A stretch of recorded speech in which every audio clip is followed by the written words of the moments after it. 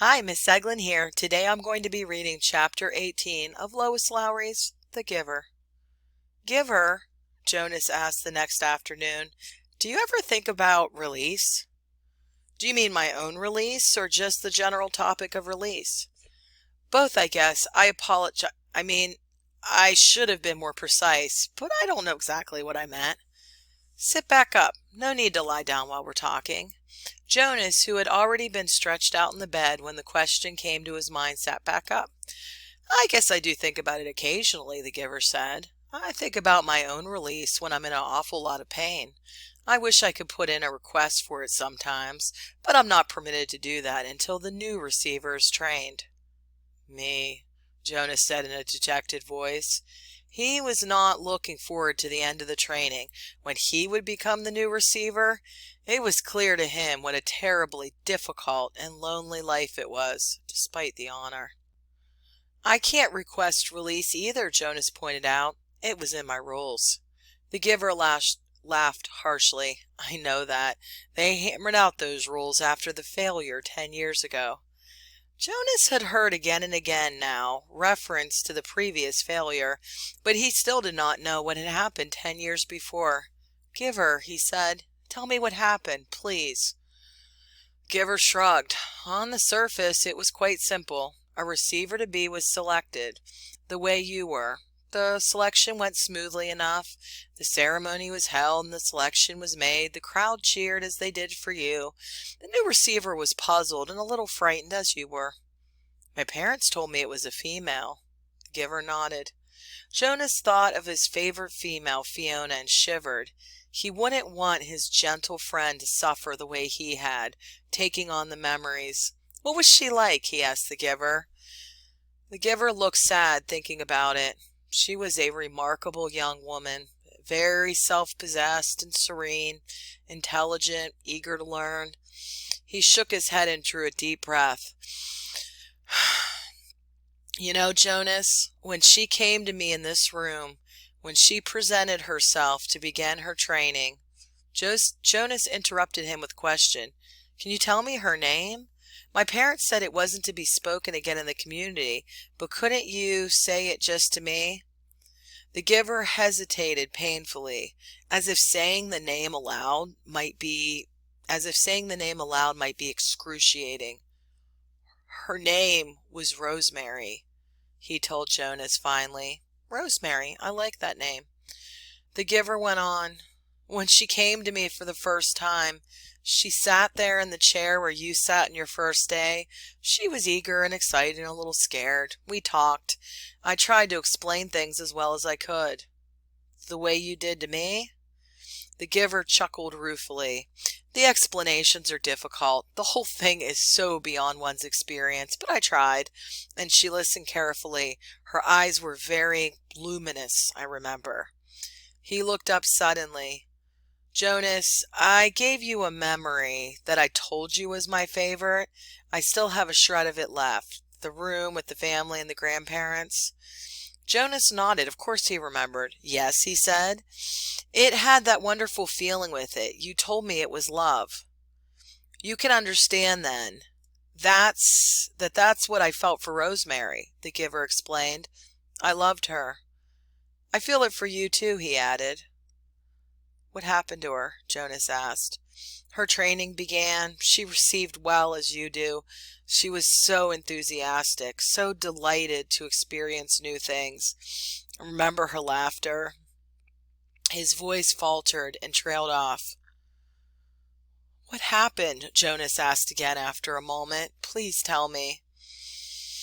The giver closed his eyes. It broke my heart, Jonas, to transfer pain to her, but it was my job. It was what I had to do. The way I've had to do it to you. The room was silent. Jonas waited. Finally, the giver continued. 5 weeks, that was all. I gave her happy memories, a ride on the merry-go-round, a kitten to play with, a picnic. Sometimes I chose one, just because I knew it would make her laugh. I so treasured the sound of that laughter in this room that had always been so silent. But she was like you, Jonas. She wanted to experience everything. She knew that it was her responsibility, and so she asked me for more difficult memories. Jonas held his breath for a moment. You didn't give her war, did you? Not after just 5 weeks. The giver shook his head and sighed. No, I didn't give her physical pain, but I gave her loneliness, and I gave her loss. I transferred a memory of a child taken from its parents. That was the first one. She appeared stunned at its end. Jonas swallowed. Rosemary and her laughter had begun to seem real to him, and he pictured her looking up from the bed of memories, shocked. The giver continued. I backed off, gave her more little delights, but everything changed when she knew about pain. I could see it in her eyes. She wasn't brave enough, Jonas suggested. The giver didn't respond to the question. She insisted that I continue, that I not spare her. She said it was her duty, and I knew, of course, that she was correct. I couldn't bring myself to inflict physical pain on her, but I gave her anguish of many kinds, poverty and hunger and terror. I had to, Jonas. It was my job, and she had been chosen. The giver looked at him imploringly. Jonas stroked his hand. Finally, one afternoon, we had finished for the day. It had been a hard session.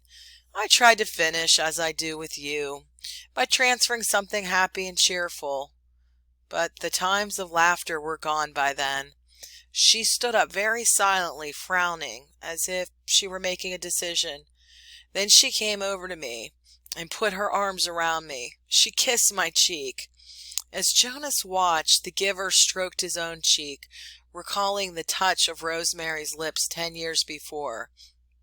She left here that day, left this room, and did not go back to her dwelling. I was notified by the speaker that she had gone directly to the chief elder and asked to be released. But it's against the rules. The receiver in training can't apply for It's in your rules, Jonas, but it wasn't in hers.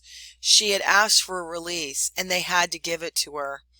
I never saw her again. So that was the failure, Jonas thought.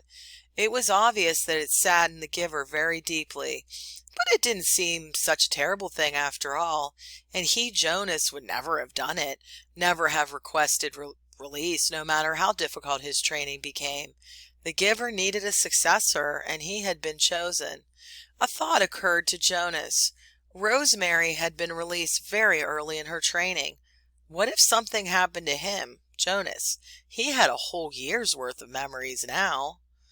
Giver, he asked, I can't request release, I know that, but what if something happened, an accident? What if I fell into the river like that little four Caleb did?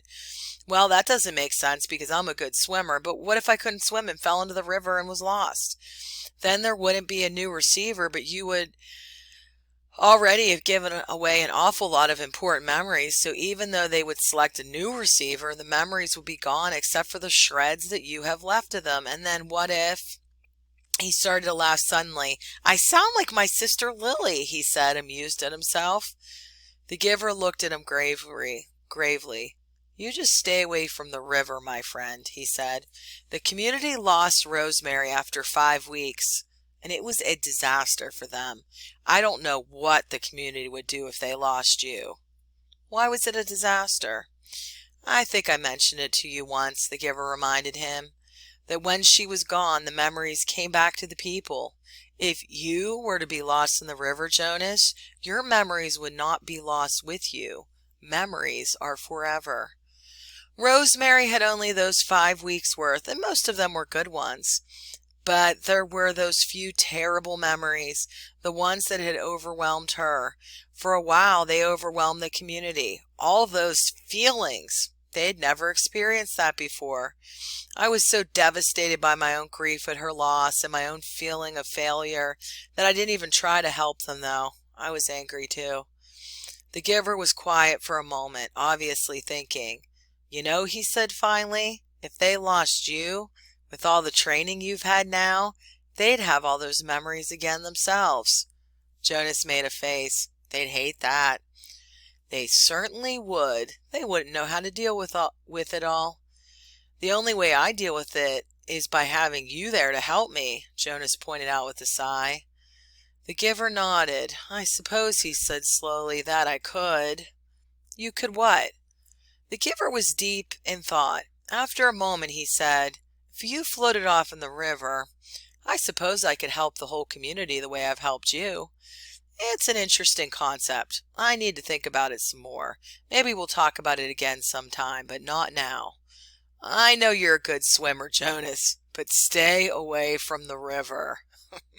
He laughed a little, but the laughter was not light-hearted. His thoughts seemed to be elsewhere, and his eyes were very troubled. End of chapter 18.